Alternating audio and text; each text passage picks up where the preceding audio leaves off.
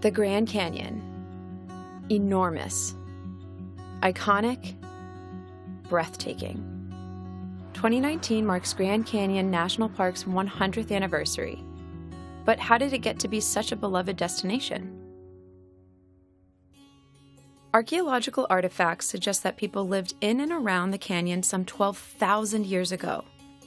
Today, it's still considered a sacred place to 11 Native American tribes, despite being moved onto reservations in the 1800s. The United States didn't really explore the area until the Treaty of Guadalupe Hidalgo ceded over 500,000 square miles of land to the U.S., including the Grand Canyon. So, in 1857, the U.S. government sent an expedition led by Lieutenant Joseph Ives to explore the Colorado River. While Ives admired the scenery, in his report he wrote, "The region is, of course, altogether valueless. Ours has been the first, and will doubtless be the last party of whites to visit this profitless locality." History proved Ives wrong. But throughout the late 1800s, companies struggled to make the area profitable, and few were considering this harsh landscape as a tourist destination. Even so, President Benjamin Harrison saw the need to protect this inspiring place and created the Grand Canyon National Forest Reserve in 1893.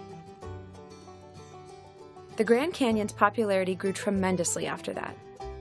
In 1901, a new rail line ran directly to the Grand Canyon Village, where most tourists to this day start their visit.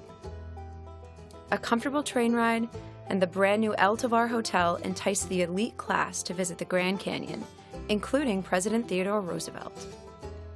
During his 1903 visit, he emphasized the importance of preserving the Grand Canyon in a speech. "Leave it as it is.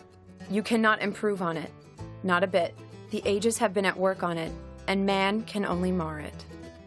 And in 1908, Roosevelt declared the Grand Canyon a national monument.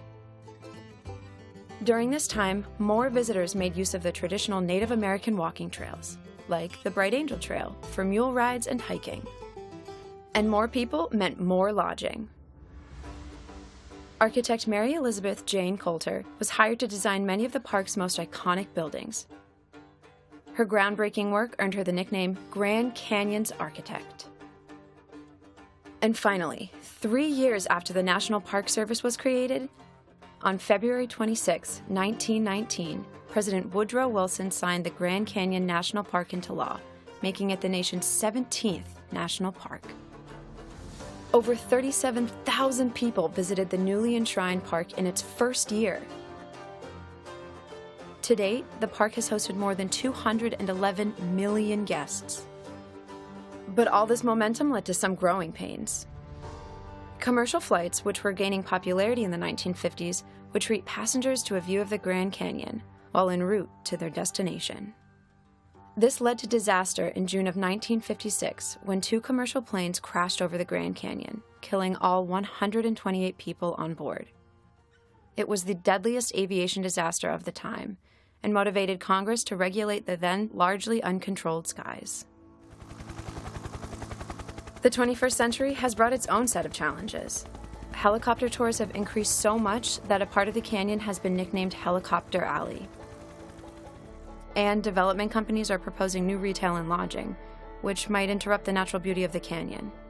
But conservationists and Native Americans are fighting to preserve the natural integrity of the park, just like they have in the past, for future generations to enjoy. Through it all, the Grand Canyon has solidified itself in the hearts and minds of Americans. And to this day, it's one of the most visited national parks in the country.